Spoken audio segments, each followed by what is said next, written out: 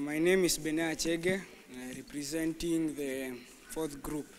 So, on matters of education, on climate issues, in other words, to make the climate change awareness in simplicity to children, how they can be able to understand it.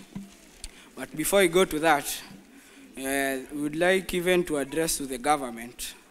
Since the government always says, wametenga, watafanya, they'll do it. I want, because if they say that they are doing all this, remember, they say that they are doing, yet those actions are not being seen. Yet even if you check on the Nairobi Declaration, that was just speaking in order, to make us happy and to fill the YouTube accounts of the channels. We are going to check on number 1, educational and field trips.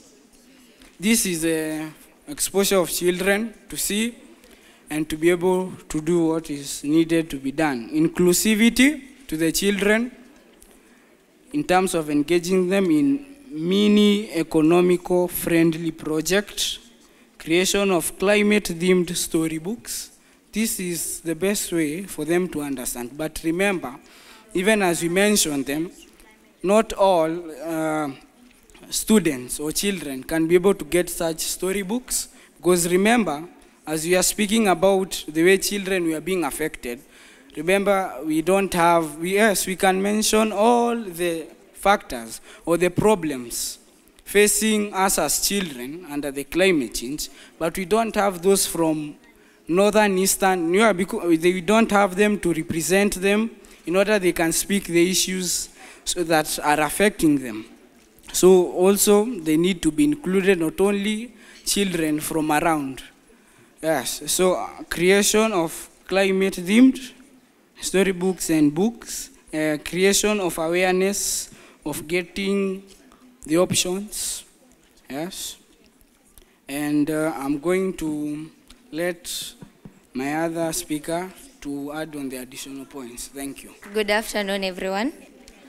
My name is Daisy Njoroge. So, engagement in practical activities in school, where we get to, despite we are getting to be engaged in these studies around things to do with climate change, when a child sees something practically and gets fully engaged in it, their mind is immersed in a way that they would want to engage with such more often, because most of the time we like the breakage of monotony of class and teachers, most of the time as kids. So having that environment of, we have not a PE day, but we have an outdoor day where we are having an opportunity to go, not necessarily mostly plant trees, but have that exposure of the outside world with maybe having a hike in the forest, or even just going around your school, looking at the problems that you may be facing in school, bringing out the issues around climate change.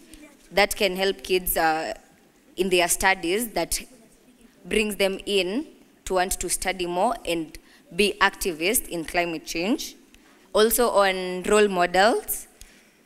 As kids, we love to follow people who are way older than us and also influential people, but you can't be a role model and there's a paper underneath your seat right now. There is no way you can be a role model, and we are talking about climate change and activism here, and there's a litter where you're seated. So it's more of role model life where, as a person, it's you do what you say. Not because as a child, it's monkey see, monkey do situation. It's a monkey see, monkey do situation where if I see you as a person littering, you're just walking along the streets of Nairobi, you just go and litter somewhere. As a child, I wouldn't see it as a bad thing. I'll say like, mom did it, it's very normal. Dad did it, it's very normal. But if I'm a role model to this child and I take them through the studies of, yes, this is what you're doing and this is how we're supposed to do it, it also brings them in a way that also they engage with it at home, creating their own gardens at home, even having a kitchen garden where they can plant their skuma wiki, their kales there, making them activists in a way that they'll also engage with other kids, both at home and in school. Thank you.